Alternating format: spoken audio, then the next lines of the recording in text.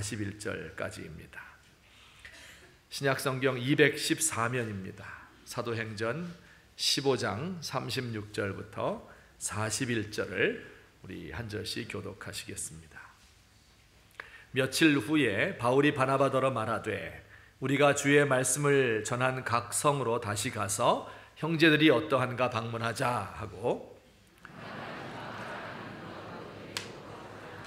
바울은 밤빌리아에서 자기들을 떠나 함께 일하러 가지 아니한 자를 데리고 가는 것이 옳지 않다 하여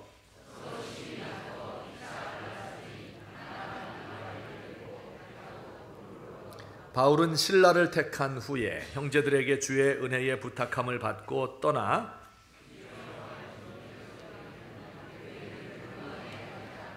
아멘.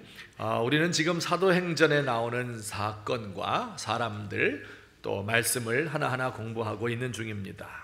지지난주까지 우리 사도행전 16장에 빌립보 교회에서 있었던 사건들을 우리 함께 이야기했는데 기억하시죠? 그런데 오늘 우리 다시 15장으로 돌아가서 빼먹었던, 그때 안전하고 넘어갔던 그 말씀을 전하려고 합니다. 오늘 본문은 사도행전에 나타난 은혜롭지 못한 사건 몇 가지 가운데 하나입니다. 바로 바울과 바나바가 다투어서 갈라서는 이런 이야기입니다. 한 달 전에 이 말씀을 전해야 했었는데 차례대로, 그런데 그날이 바로 뉴 패밀리 데이였어요. 우리 교회 창립 주일이고 새가족 초청을 하는 날이었는데, 그날 이 두 지도자가 서로 심히 다투어서 갈라서는 이런 설교를 하면 좋을까요? 안 좋을까요? 안 좋을 것 같아요. 그래서 오늘로 좀 미루었습니다.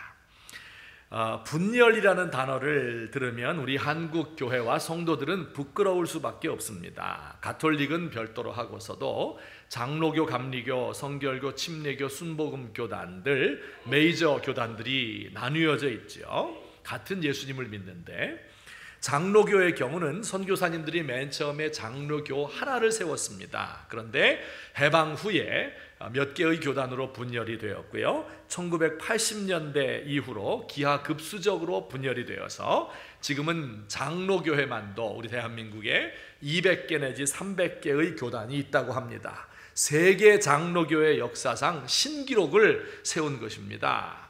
모든 분열은 다툼을 동반하기 때문에 그 교회와 혹은 교단들이 분열할 때 얼마나 많은 아픔과 상처가 있었을까 우리가 짐작해 볼 수 있겠습니다.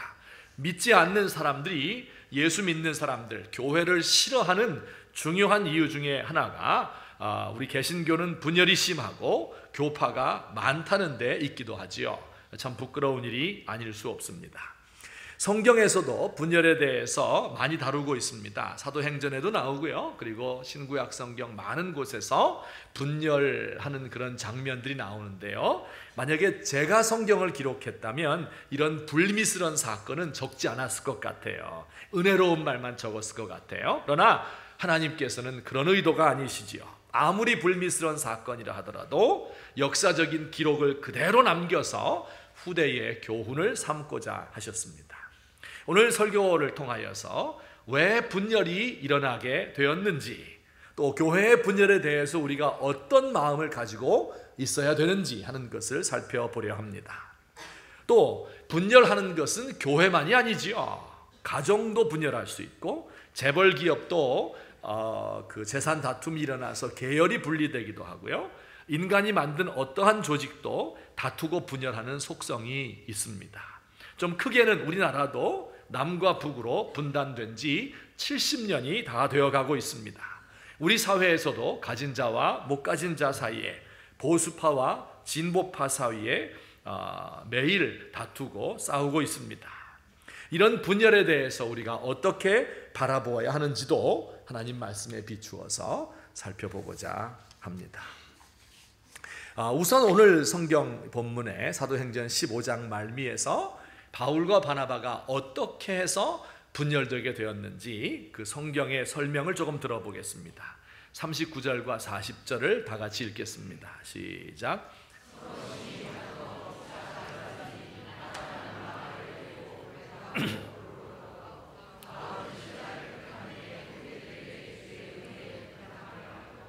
네, 바나바와 바울이 1차 전도 여행을 마치고 한 2년 동안 안디옥 교회에서 쉬다가 2차로 전도 여행을 떠나가기 직전에 분열한 것이죠. 다투고 갈라섰죠. 여기 심히 다투어 피차 갈라섰다. 이 심히 다투었다고 하는 말은 속에서 불이 일어나서 날카로운 말로 분을 내며 싸우다가 당신과는 도저히 함께하지 못하겠습니다, 갈라섭시다, 이렇게 해서 나누어지게 되었다 하는 것입니다. 그런데 우리에게 더욱더 충격을 주는 것은요, 이 다툼의 당사자가, 그 갈라지게 된 분열의 당사자가 누굽니까? 바나바와 바울이에요. 바나바는 어떤 사람입니까? 바나바는 원래 이름이 바나바가 아니었어요. 원래 이름이 뭐였어요? 요셉이었는데요, 바나바는 별명으로 붙여진 겁니다. 그 뜻은 위로의 아들, 그런 뜻이에요. 위로를 얼마나 잘하는지, 성품이 온유하고 부드럽고 너그럽고 포용력이 많은 사람, 일찍이 예수를 믿고 전 재산을 다 기부했습니다. 그리고 예루살렘 교회의 지도자로 부상을 했지요. 이분이 한 중요한 일이 뭡니까? 안디옥이라는 곳에 가서, 이방 땅이죠, 그곳에 가서 교회를 세운 거예요. 거기에 교회를 창립한 창립자가 바로 바나바인 것입니다. 바울은 어떤 사람이에요?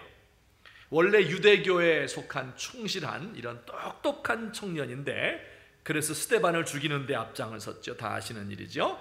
다메섹으로 가는 길에서 예수님을 만났습니다. 그리고 그의 사명을 받았어요. 수년 동안의 수련을 거친 후에 안디옥 교회의 지도자로 우뚝 섰습니다.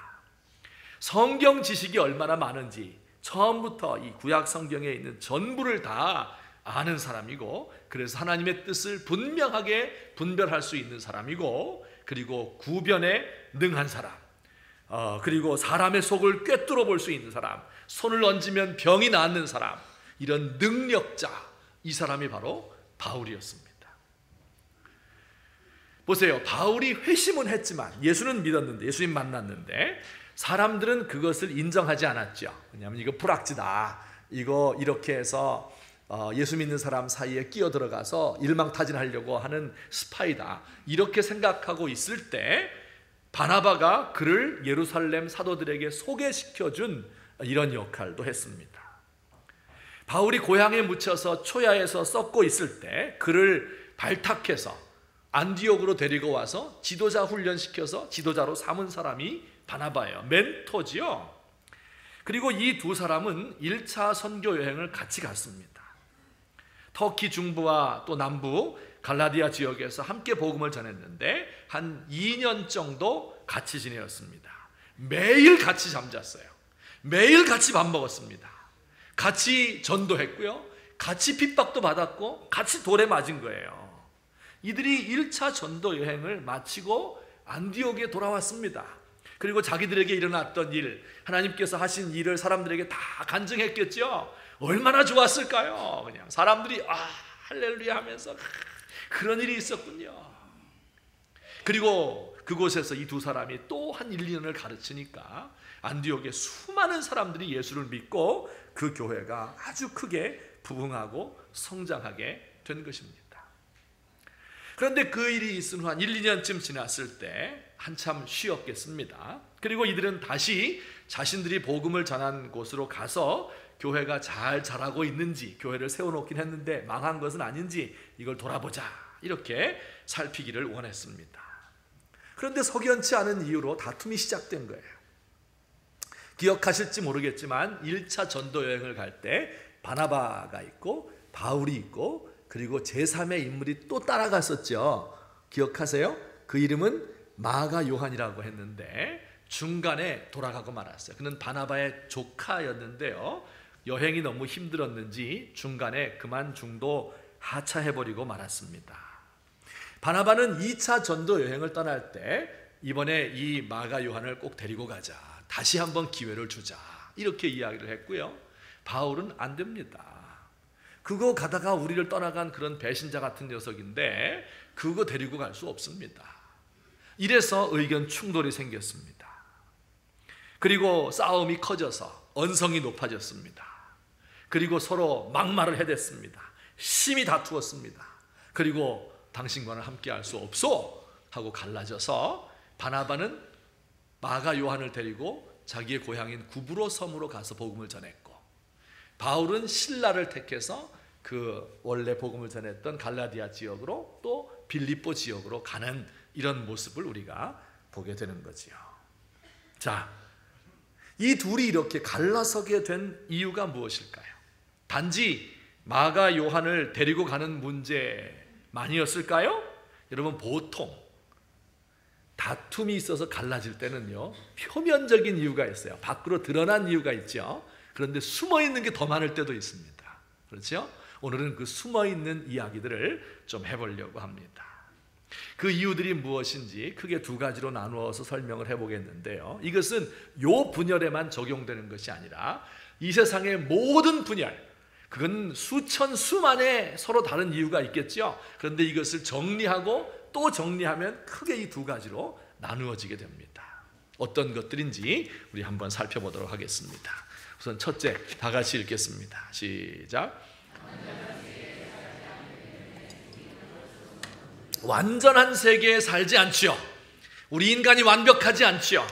그렇기 때문에 생기는 어쩔 수 없는 상황 때문에 생기는 분열도 있다 하는 것을 우리가 꼭 기억을 해야 돼요. 분열은 슬프기는 하지만 어쩔 수 없는 경우가 있을 때도 있는 법이에요. 자, 이 바나바와 바울이 서로 다툰 이유를 좀 더 자세하게 내막으로 들어가서 설명을 제가 드려보겠습니다.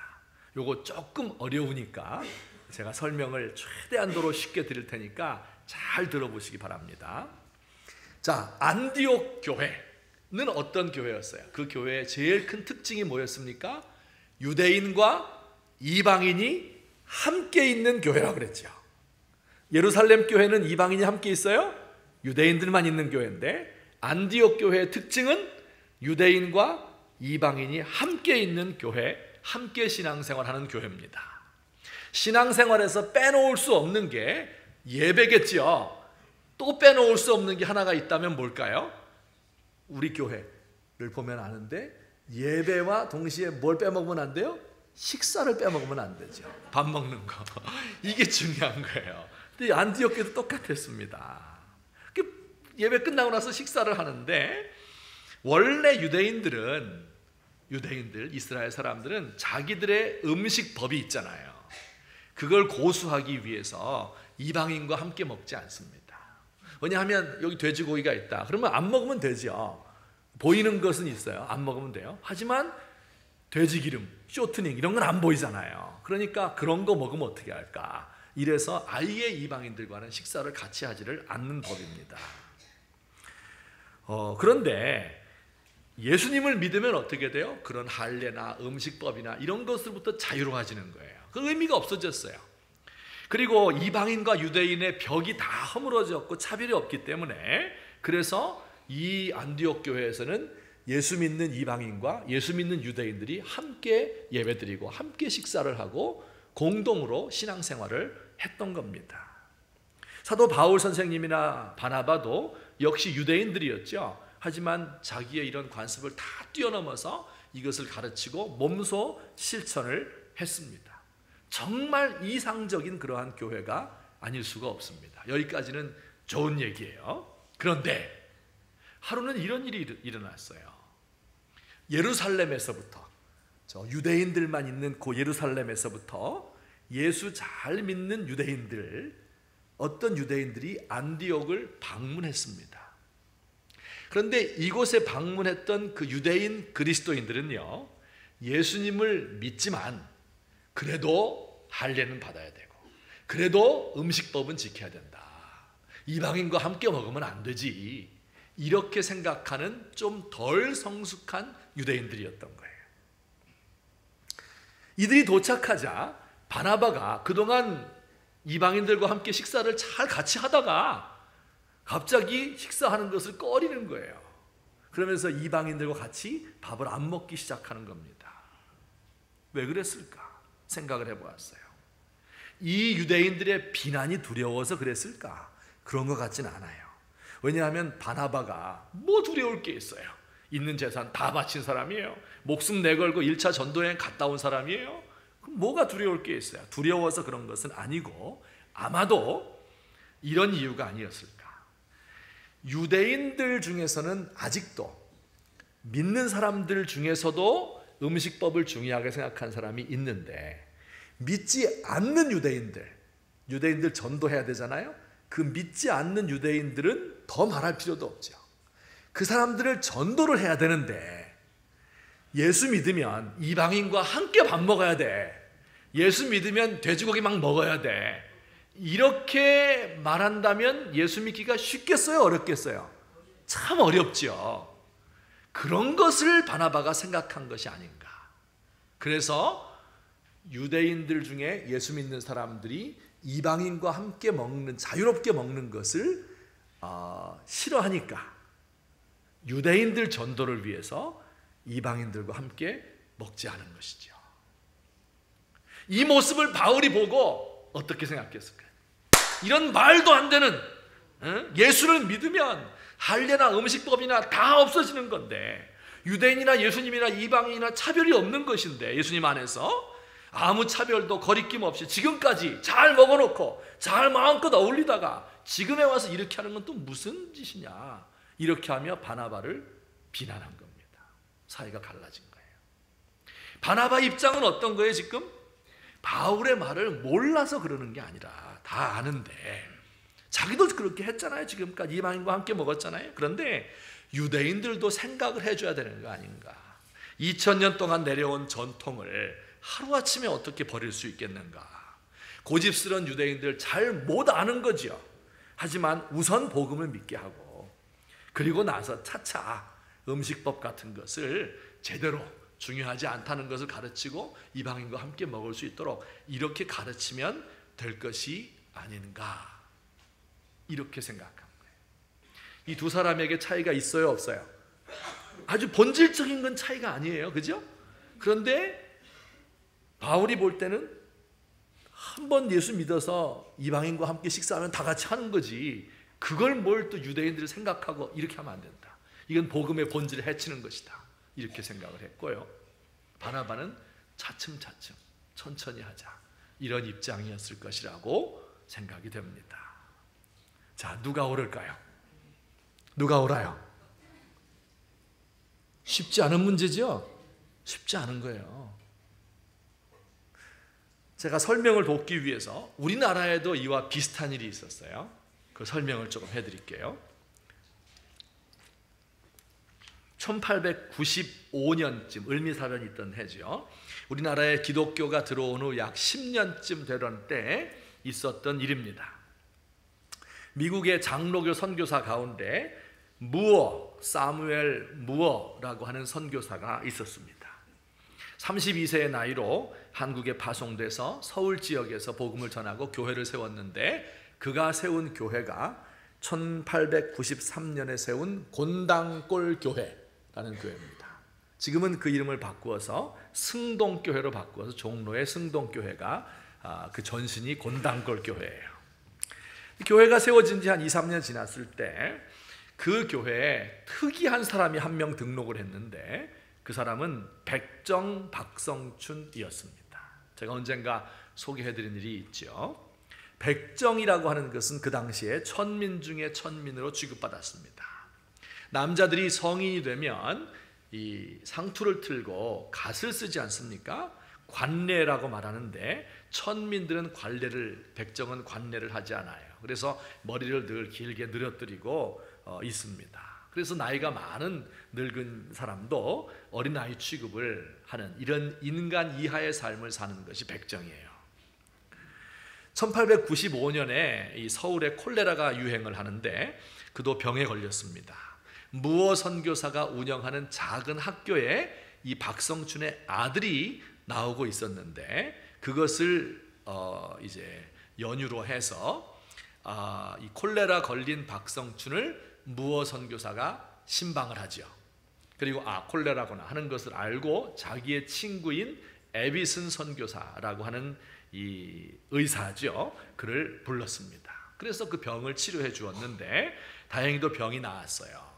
근데 엘비스는 어떤 사람인가 하면 지금 연세대학교 병원의 전신, 세브란스의 전신인 재중원의 의사였고요.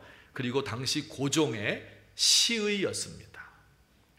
임금님의 시의가 천민 중에 천민인 박성춘을 치료해 주었다. 크게 감격한 박성춘이 교회에 나오게 된 거예요. 그래서 이분이 예수 믿는 도를 듣고 진실한 마음으로 세례를 받았습니다. 천민이 교회에 나오고 세례를 받자 무슨 일이 벌어졌을까요? 양반 교인들이 항의하기 시작했습니다. 박성춘이 세례를 받은 그 다음 주일부터 잘 나오던 양반들, 교회가 뭐 수백 명 있는 데가 아니에요. 30-40명밖에 안 되는 작은 교회였는데 거기에 6명의 양반들이 교회를 안 나오게 된 거예요. 이분을 찾아가서 무어 선교사님이 이야기를 했더니 하인들이나 쌍놈, 양반 쌍놈 있잖아요. 거기까지 같이 예배 드리는 것은 우리가 참았는데 백정까지 와서 예배 보는 것은 못 참겠다. 이렇게 하며 교회를 안 나온 겁니다.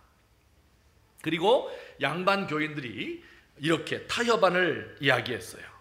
예배당의 앞좌석에는 양반들이 앉도록 자리를 마련해주고 백정들은 뒷자리에, 천민들은 뒷자리에 앉도록 자리를 마련하자 하는 그런 타협안을 내었습니다. 잘 들으세요. 양반들은 앞자리에, 천민들은 뒷자리에. 우리 양반 자리가 조금 비었어요. 저쪽에 있는 천민들 좀 앞으로 좀 오시면 좋겠는데 이것도 들어주지 않으면 교회 나오지 않겠다. 이렇게 이야기를 한 거예요.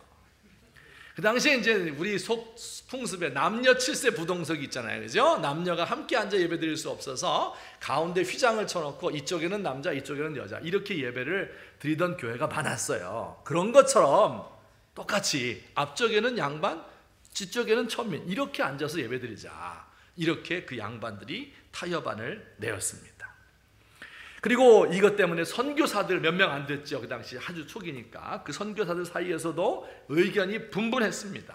자, 미국에서도 백인과 흑인이 따로 예배를 드리고 있는데 역사가 짧은 이 한국교회 초신자들에게 너무 무리한 요구를 하는 거 아니냐, 이렇게 이야기한 선교사들도 있었습니다. 하지만 담임 목사님인 무어 선교사는 단호했습니다. 양반이나 백정이나 다 같은 하나님의 자녀이고 그러니까 한 방에서 예배 드려야 된다. 천한 자나 소외된 자나 죽어가는 죄인을 구원해서 천당으로 보내는 것이 기독교이고 양반의 종교도 아니고 상류층의 종교도 아니고 모든 사람들의 종교이기 때문에 그래서 양반이나 천민이나 똑같이 대우해 줘야 된다. 이렇게 무어 선교사 담임 목사님이 강경하게 이야기를 하고 밀고 나간 겁니다. 자, 무슨 일이 벌어졌을까요? 2달 후에 백정 4명이 세례를 더 받았어요. 그리고 한 20여 명이 성경 공부를 이제 무어 선교사님이 지도를 하면서 받고 있는데 이것을 안 양반 교인들이 더 이상 참을 수가 없다 해서 창덕궁 근처에 홍문수골 교회라는 교회를 세워서 분리를 했습니다. 분열이 된 거죠. 자, 여러분, 누구의 말이 옳은 것 같아요? 무어 선교사, 예수 믿으면 남자나 여자나 천민이나 상놈이나 양반이나 또 어떻게 차별이 있을 수 있냐? 다 예수 믿고 구원받았는데, 다 죄인인데 우리 다 같이 예수 한 방에서 믿어야 된다. 이 말이 옳습니까? 아니면 그렇게 하면 양반들 전도하기 너무 힘드니까 조금 천천히 속도 조절을 해서 예수 믿으면 나중에 바뀔 거 아니겠느냐? 누구의 말이 옳습니까? 목사님 말이 옳아요? 예, 감사합니다. 예, 쉽지 않은 일이에요. 쉽지 않은 거예요. 여러분, 이게 왜 쉽지 않습니까? 세상이 완벽하지 않기 때문에 그런 거예요. 수천 년 내려오던 전통인 거거든요. 유대인과 이방인이 음식 함께 먹지 않는다. 양반과 천민 함께 자리할 수 없다. 수천 년 내려오던 거기 때문에 우리의 역사적인 이런 한계 때문에 이것을 극복하기가 너무나 어려운 것입니다. 어쩔 수 없는 분열이 생길 수밖에 없어요. 그런 건 많아요. 예를 들면 우리 예수 믿지만요, 언어가 다르면 함께 신앙생활 할 수 있습니까? 언어가 달라, 영어밖에 못 알아들어요. 그러면 따로 해야지요. 분열될 수밖에 없어요. 또 언어가 같아도 문화가 전혀 다를 수도 있습니다. 예컨대 우리나라에 사는 조선족 중국인들은요, 같은 핏줄이지요. 같은 언어를 사용하지만 그러나 그 문화가 너무 다르기 때문에 함께 한 설교를 듣기는 조금 어렵다, 이렇게 생각이 돼요. 미국의 경우도 흑인과 백인의 문화가, 그 언어나 혹은 예배의 스타일이나 음악이나 이런 것이 너무 다르기 때문에 같이 예배드리기 힘듭니다. 신앙의 스타일도 어떤 사람은 큰 소리로 쫙 방언으로 막 하고 이 큰 소리로 기도하지 않으면 기도가 아닌 것처럼 생각되는 사람도 있고, 어떤 분은 하나님이 귀가 잡수셨냐, 조용히 묵상하면서 돌아보며 기도하자, 이거 같이 있기가 힘든 경우도 많은 거예요. 여러분, 국가가 달라지면, 원래 예수 믿는 것은 인터내셔널, 코스모폴리탄이죠. 모든 국가를 초월해서 예수 믿는 거죠. 이거 맞죠? 그런데 실제는 아니에요. 그렇게 되기 힘들어요. 예를 들면 지금과 같이 한국, 중국, 일본, 미국이 4국이 서로 영토 분쟁할 때 각 나라의 교회들은 어떻게 하겠어요? 한국의 교회는 하나님, 우리 독도를 지켜주세요, 우리 이어도를 지켜주세요, 기도하지 않겠어요? 일본 사람, 우리 쌩까꾸 열도를 지켜주세요. 중국 사람 또 기도하지 않겠어요? 미국 사람 또 기도하지 않겠어요? 하나님도 굉장히 정신없을 것 같아요. 누구 기도를 들어줘야 돼요? 근데 여러분, 놀랍게도요, 일본 기독교인들이 가장 성경적인 기도를 드립니다. 일본 기독교인들은요, 숫자가 적다고 무시하면 안 돼요. 그 깨어진 세상, 이 완전하지 못한 세상에서 예수님의 평화, 싸우지 말아라 하는 걸 지켜온 그러한 소수의 기독교인들입니다. 그래서 그들은 이런 영토 분쟁이 일어나면 자기 나라를 위해서 기도하는 것이 아니라 평화를 위해서 눈물을 흘리며 기도하곤 합니다. 교회의 분열뿐만 아니라 우리의 삶에서 일어나는 모든 다툼과 분열도 인간의 한계 때문에 온 것이 많아요. 우리가 거의 어쩔 수 없는 것들이에요. 우리의 힘으로 핸들할 수 없어요. 예수님이 오셔서 완전한 세상을 만들기 전에는 다툼과 분열이 끊이지 않는 것들도 많아요. 부부간에 갈라설 때 보세요. 내가 원하지, 나는 잘하고 싶은데 상대방 때문에 안 되는 경우도 많아요. 너무 큰 차이가 있고, 너무 자라온 배경 다르고, 성격의 장애가 있고, 정신적인 문제가 있고, 서로에게 준 상처가 너무 크기 때문에 같이 살기 힘든 경우도 있습니다. 좀 크게 보아서 남과 북의 경우도 그렇습니다. 제가 가끔 임진강에 갈 때마다 그 강물을 보면서 그 군사 분계선을 아무렇지도 않게 넘나드는 기러기 떼들을 보면서 눈물이 나요. 우리도 이런 정치적이며 이데올로기적인 것들을 다 걷어치우고 민족이 부둥켜 안고 서로 섬기고 희생하고 이렇게 하면 금방 통일이 될 것 같은데 현실적인 장벽이 너무 높지요. 너무나 긴 분단의 역사가 가로놓여 있어서 이것을 뛰어넘기가 얼마나 힘든지 모릅니다. 자, 이런 모든 분열들 어때요? 우리가 완벽한 세상에 살지 않기 때문에 일어나는 분열과 다툼들입니다. 우리의 한계 때문에 어쩔 수 없이 일어나는 갈등과 분리예요. 여러분, 이런 것들을 볼 때 우리가 어떤 마음을 가져야 될까요? 어떤 마음을 가지면 좋겠어요? 우리 한번 띄워주시면 같이 읽겠습니다. 시작.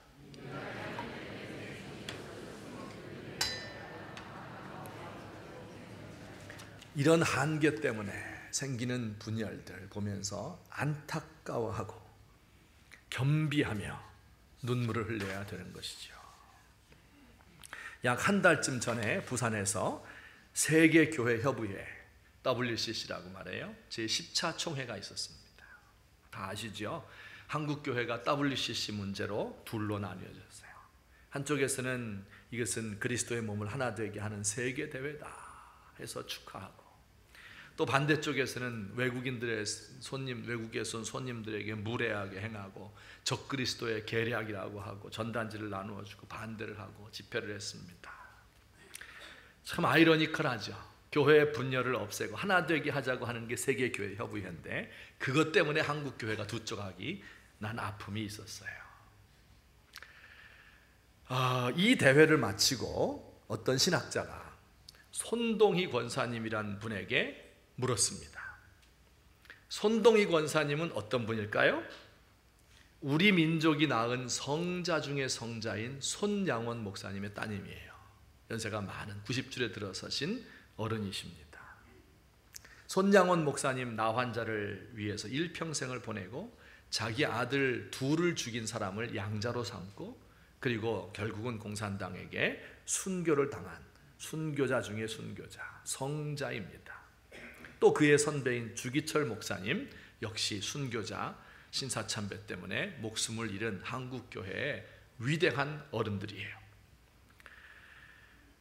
이렇게 물었어요. 손동희 그 따님에게 만일 주기철 목사님이나 손양원 목사님이 살아계셔서 이렇게 서로 분열하는 모습을 보았으면 어떻게 하셨을까요?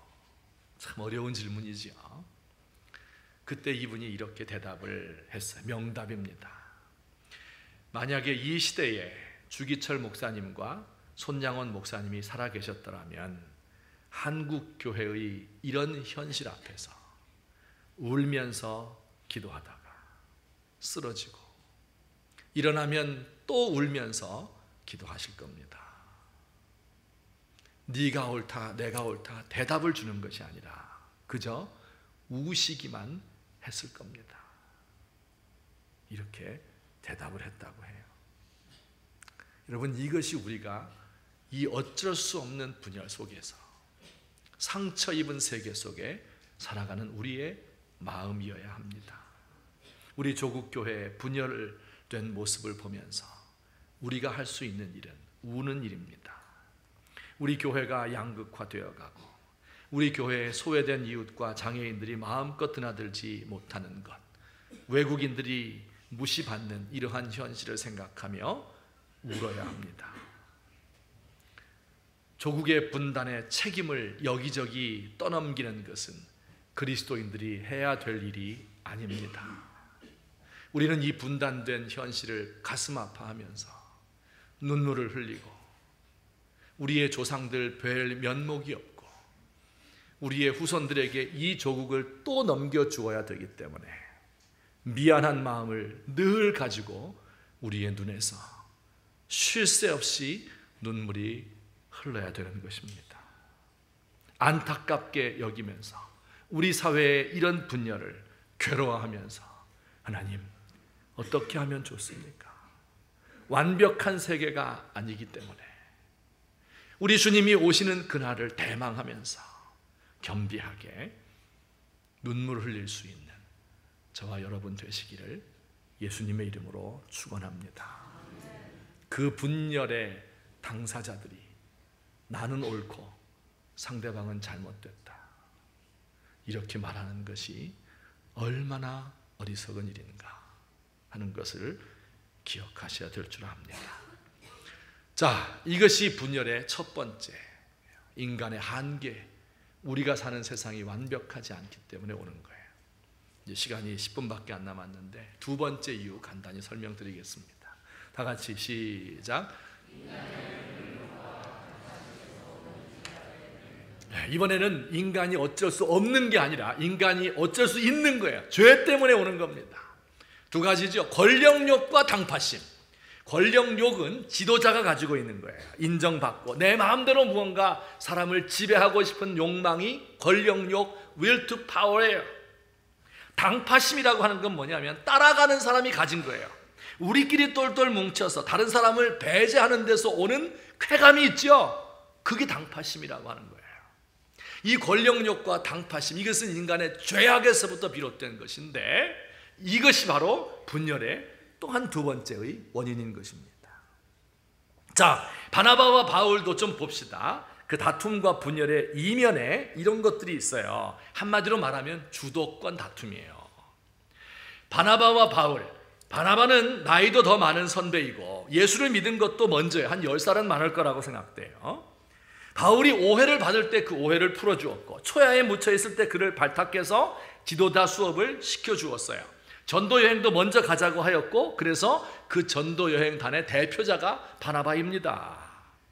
자, 그런데 1차 전도 여행 때 어떤 일이 일어났습니까?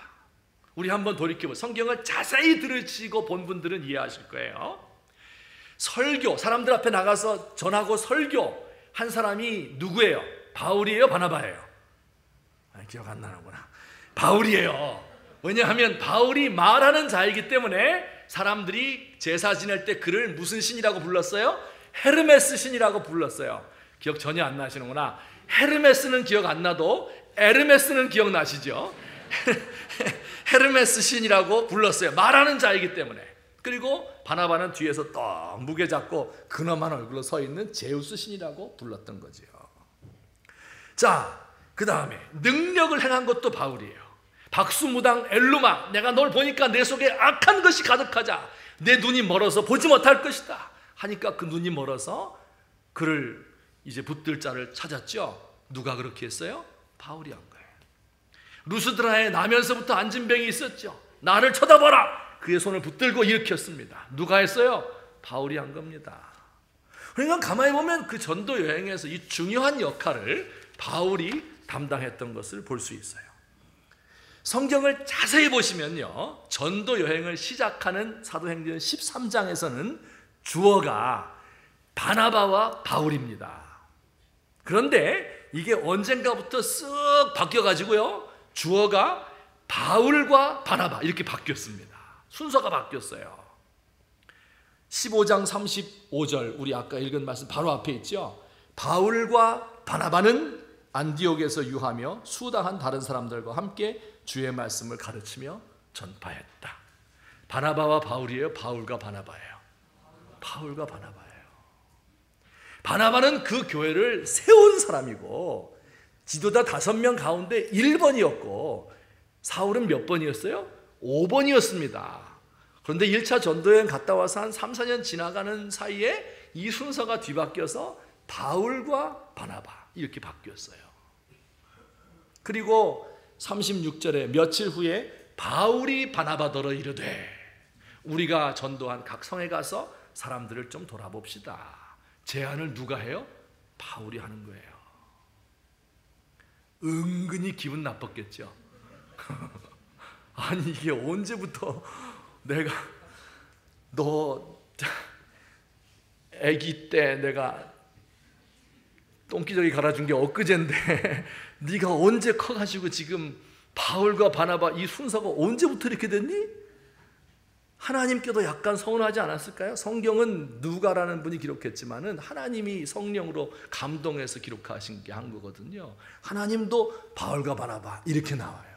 하나님께도 약간 서운하지 않았을까 그런 생각이 들어요. 은근히 기분 나쁜데 게다가 마가 요한을 데리고 가지 말자 이러니 이것이 싸움이 안 날 리가 없죠. 그래서 서로 심히 다투어서 피차 갈라섰습니다. 그래서 제가 이 말씀을 이렇게 쭉 읽고 한 주간 동안 묵상을 하면서 그런 생각이 들었어요. 지난 주일날 제가 몸이 안 좋아가지고 최영민 목사님이 대신 설교했잖아요. 설교 잘했죠? 근데 되게 잘했죠? 사람들이 말하기를 담임 목사님이 한 거나 크게 진배가 없다 그렇게 생각을 하는데 저는 이렇게 나이가 이제는 점점 내려가는 길목이고 이분은 올라오고 있잖아요. 이게 조금 있으면 역전될 것 같아요. 제가 속으로 야 이거 이렇게 되면 내가 어떻게 해야 되지? 어떤 마음을 가져야 되지? 그때 쿨하게 딱 바울과 바나바 오케이 이렇게 할 수 있을까? 그런 생각을 가지며 고민을 했습니다. 진짜 고민을 했습니다. 아니 그러니까 꼭 지금 최 목사님 아니더라도 언젠가 그런 일이 벌어질 거 아니에요. 언젠가는 벌어질 거 아니에요. 고민을 했어요. 이거는 진짜 어려운 거다. 그런 생각을 했는데 어떻게 하면 할 수 있을까요? 어떻게 하면 이 권력욕과 인정받고 싶은 마음과 주도권 다툼과 당파심에서부터 헤어날 수 있을까요? 이 분열을 바라보면서 회개하고 그리고 십자가의 복음으로 돌아가면 됩니다. 여러분, 나는 씻을 수 없는 죄인이에요. 용서받지 못할 죄가 너무 많아요. 그런데 나를 용서하시고, 그런데 나를 목사로 삼아서 지난 20여 년 동안 주의 교회를 섬기고, 교회에서 주는 걸로 밥 먹고, 교회에서 김장해 주는 걸로 얻어먹었으면 그만해도 너무 감사하지 않아요? 그만해도 하나님께 고맙다고 이야기해야 되지 않아요? 그리스도 안에서 예수 믿으면요, 그 지위가 격상되는 거예요. 하나님의 자녀가 되는 거예요. 예수님이 우리를 위해서 죽으시고 우리를 섬겨주신대요. 그런데 더 이상 사람들로부터 인정받을 필요가 뭐가 있겠어요? 하나님께 나아가서 간구하, 하나님, 제 마음을 아시지요. 그 하나님으로부터 위로를 받으면 되는 것이죠.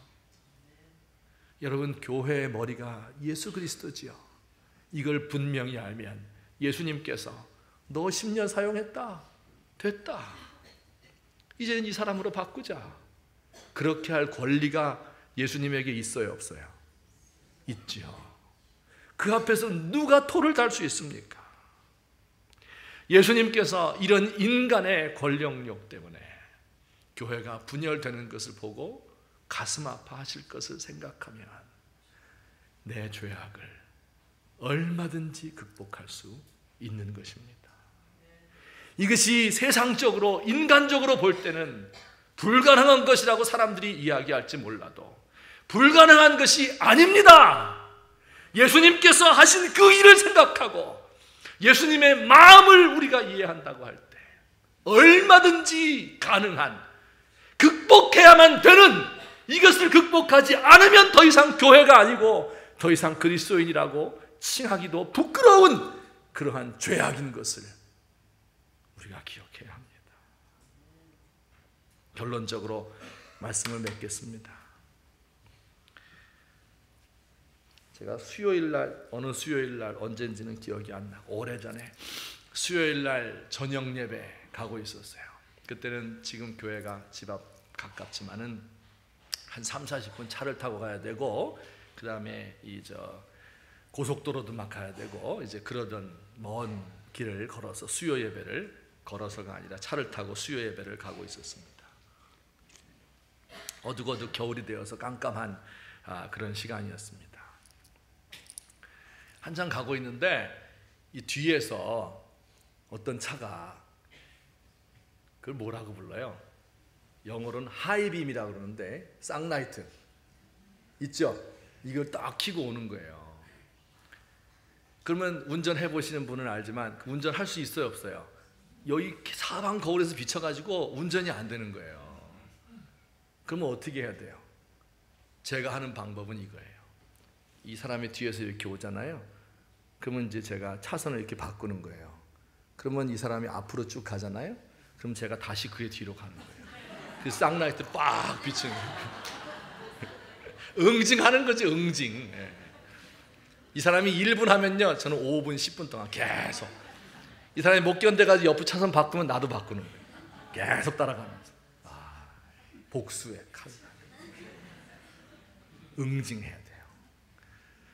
그래서 이제 그날도 이 쌍라이트 켜고 오는 사람 뒤로 딱 가가지고 해고 이제 한 5분, 10분 막 갔죠. 근데 이제 고속도로니까 이제 가다 보면 빠져야 되잖아요, 옆으로. 안 빠지는 거예요, 계속. 그래서 계속 같은 길을 가는 거예요, 그 사람하고. 10분, 20분을 계속. 근데 놀라운 것은 그 사람이 나중에 우리 교회 파킹장으로 들어가는 거예요. 그래서 속으로 두 가지 생각했어요. 이게 딱 벗으면 문신이 있는 사람 아닐까. 난 죽었다. 이런 생각. 하는데, 그래서 제가 이제 이분은 여기다 대고 저는 저쪽에다가 됐죠. 이렇게 보니까 우리 교회 집사님인 거예요. 근데 모르는 것 같아요, 다행히. 얼마나 감사한지. 그래서 이제 그때 이후로 쌍라이트 켜는 습관을 제가 버렸습니다.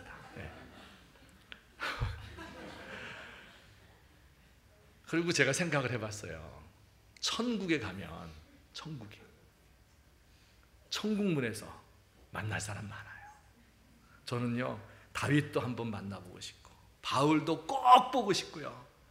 정말 보고 싶은 많아요. 저에게 복음을 전해주고 나를 인도해 줬던 사람, 또 동료들, 우리 함께 신앙에 함께 예배드렸던 여러분들 아마 대부분 와 있겠죠? 다 와 있을 줄로 믿습니다. 예, 다 와서 이제 만나는 거예요. 그 만남이 얼마나 기분 좋아요. 얼마나 즐거워요. 근데 거기서 만나는 사람이 또 있어요. 누구예요? 나랑 싸웠던 사람, 쌍라이트 비쳤던 사람. 난 그 사람 지옥 갈 줄 알았는데 와 있는 거예요, 천국에. 이 사람이. 그럼 어떻게 해요? 그 사람 얼굴을 어떻게 봐요? 창피해서. 얼마나 부끄러운 모임이 될 것인가. 한편으로는 할렐루야, 예수님 바라보고 친구들 만나고 온갖 사람 다 만나고 좋은데, 한편으로는 보기 싫었던 그 사람도 거기서 만나야 되는데 천국에는 죽음도 없어요. 영원히 가는 거야. 그냥 그 사람은. 이 생각하면 아찔해요, 안 해요? 아찔해요. 그래서 우리가 그 예수님의 나라, 예수님이 세우실 그 천국, 이걸 생각하면 분열되고 다툼을 가질 수가 없어요. 어쩔 수 없이 인간의 한계 때문에 그렇게 된 거, 그거에 대해서는 악수하면서 그때 내가 진짜 미안했어 이렇게 이야기할 수 있겠죠. 하지만 내 죄악 때문에, 내 권력욕 때문에, 욕심 때문에, 당파심 때문에 그렇게 된 것은 얼마든지 이 땅에서 극복하고 회개하고 화해하고 천국에 갈 수 있어야 될 줄로 믿습니다.